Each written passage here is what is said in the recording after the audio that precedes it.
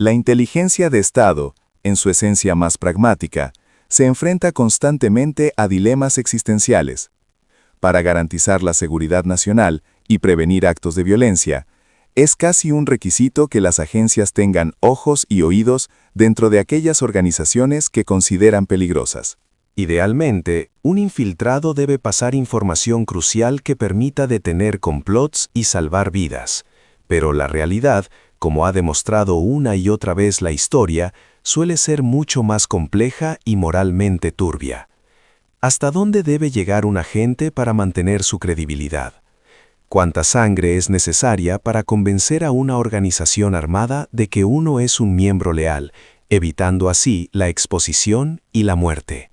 Estos son los interrogantes que rodean el caso de Steak Knife, un nombre en clave que representa posiblemente la traición más profunda y el coste ético más alto que el Reino Unido tuvo que pagar durante las décadas de conflicto en Irlanda del Norte, eufemísticamente conocidas como The Troubles. Recientemente, casi 3 décadas después de la firma del acuerdo de paz, se ha publicado el informe completo sobre la investigación de este topo de la inteligencia militar británica dentro del ejército republicano irlandés, y las conclusiones, si cabe, son más perturbadoras de lo que la ficción podría imaginar. Steak Knife, el agente más valioso que el Estado británico pudo tener dentro del IRA durante más de 20 años, era irónicamente el principal ejecutor de soplones y traidores dentro de la propia organización.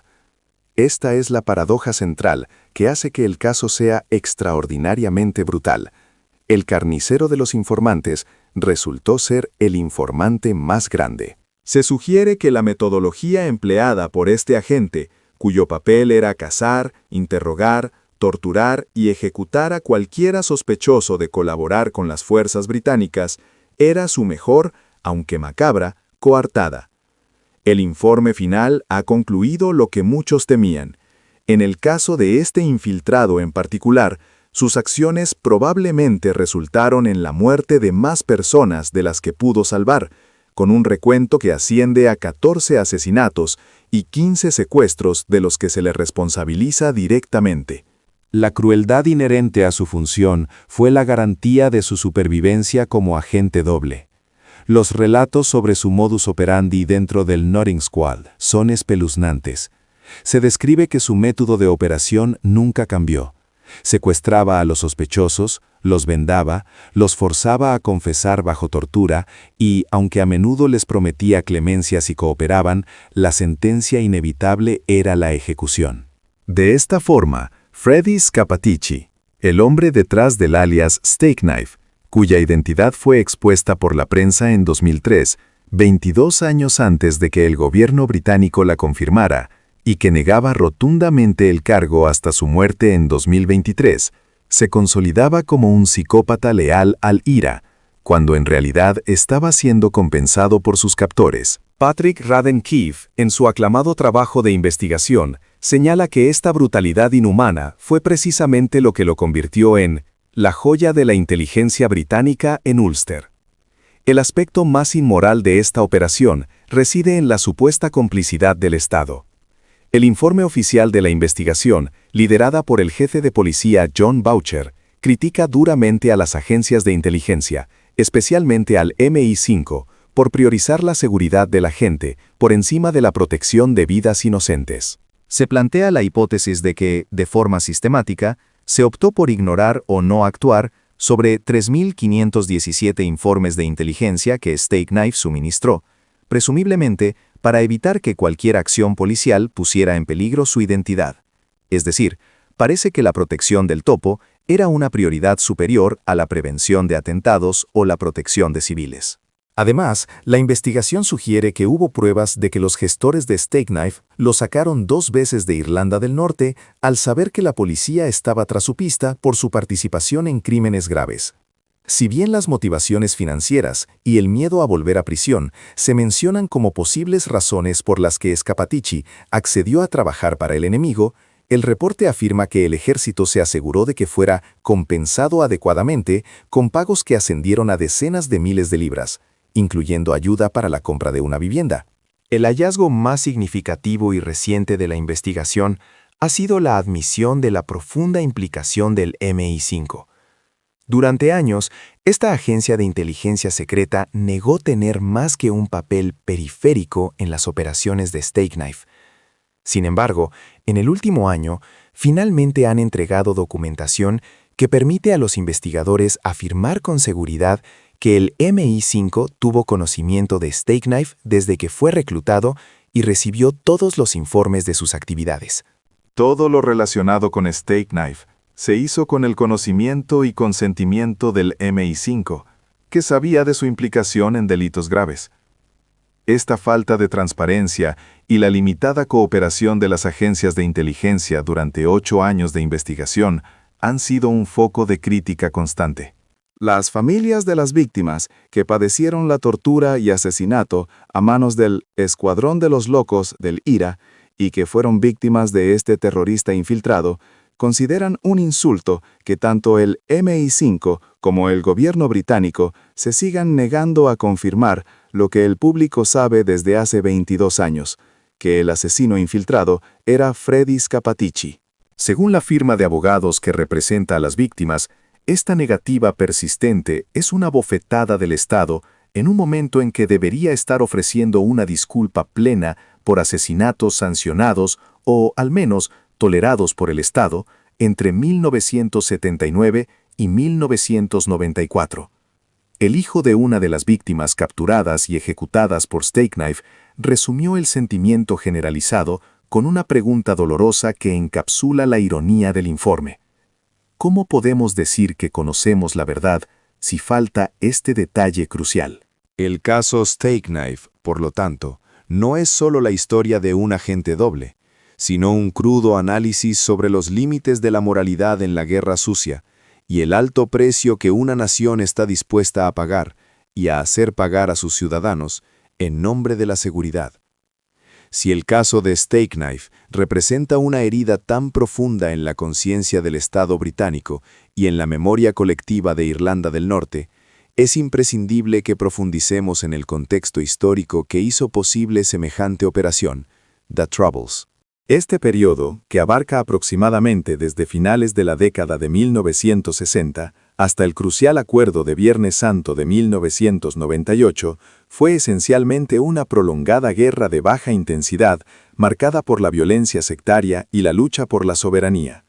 Por un lado, nos encontramos con los nacionalistas republicanos, predominantemente católicos, cuyo objetivo principal era la unificación con la República de Irlanda, siendo el IRA su brazo armado más prominente. Por otro lado, estaban los unionistas lealistas, en su mayoría protestantes, que defendían con fervor la permanencia de Irlanda del Norte dentro del Reino Unido. Sin embargo, es vital señalar que la complejidad iba mucho más allá de las meras afiliaciones religiosas o políticas. Se trataba de una amarga guerra de trincheras económicas y sociales, donde la desconfianza mutua era profundamente arraigada. La intervención del Estado británico y de su ejército, a pesar de sus alegaciones de neutralidad para mantener el orden, se percibió como claramente sesgada por una parte significativa de la comunidad católica, un factor que indudablemente contribuyó de manera significativa a la radicalización de grupos como el IRA y a su capacidad de reclutamiento.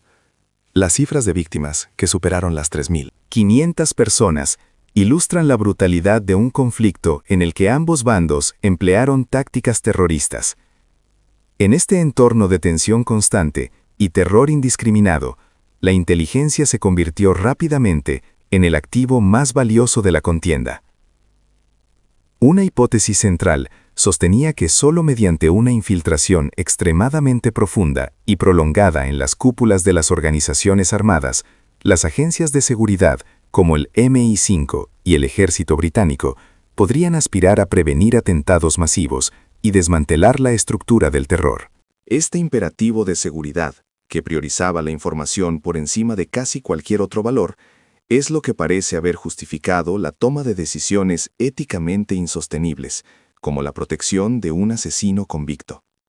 El caso Steak Knife no es una simple anécdota de espionaje, sino el punto álgido de esta moralidad de guerra sucia. El informe final del jefe de policía John Boucher, divulgado recientemente, cristaliza esta terrible ecuación.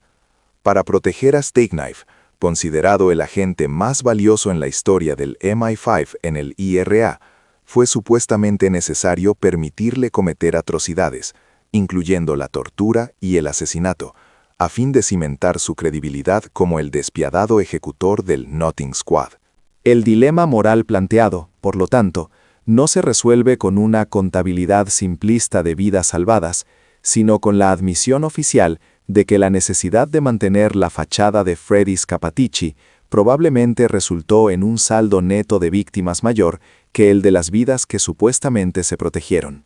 La ironía, la traición definitiva, reside en que el carnicero de los informantes resultó ser él mismo el informante definitivo. El sistema, al intentar salvarse, se corrompió hasta el punto de tolerar crímenes atroces. Se sugiere que esta protección fue tan prioritaria que, tal como indican los investigadores, se priorizó la seguridad de la gente por encima de la de personas inocentes que podrían haber sido salvadas si la información suministrada por él hubiera sido actuada a tiempo. El conflicto se cierra con la espinosa cuestión de la responsabilidad estatal.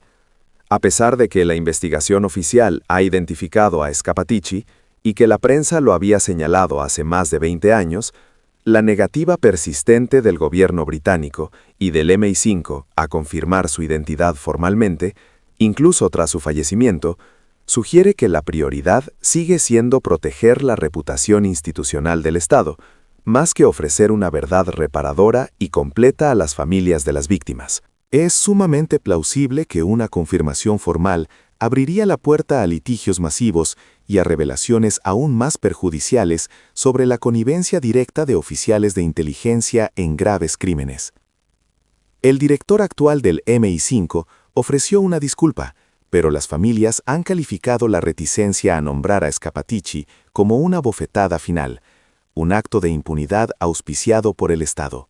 La cicatriz que deja Stakeknife ilustra de manera indeleble que en el fragor de una guerra sucia, la línea entre la justicia necesaria y la barbarie tolerada puede desvanecerse por completo, dejando un legado de desconfianza que perdura más allá de cualquier acuerdo de paz. El caso Stakeknife se erige, en definitiva, como un sombrío monumento a la complejidad moral de la contrainteligencia y un recordatorio perenne de que la búsqueda de seguridad, cuando se persigue a cualquier costo ético, invariablemente exige un precio incalculable, tanto para los perpetradores encubiertos como para las víctimas inocentes. Finalmente, es vital recordar que el análisis y los comentarios presentados en este reportaje se basan estrictamente en fuentes públicas, informes de investigación desclasificados y la perspectiva editorial de este canal. La pregunta que flota sobre Belfast y Londres aún hoy no es solo quién fue Freddy Scappaticci, sino cuán lejos está dispuesto a llegar un Estado para protegerse y a qué coste humano.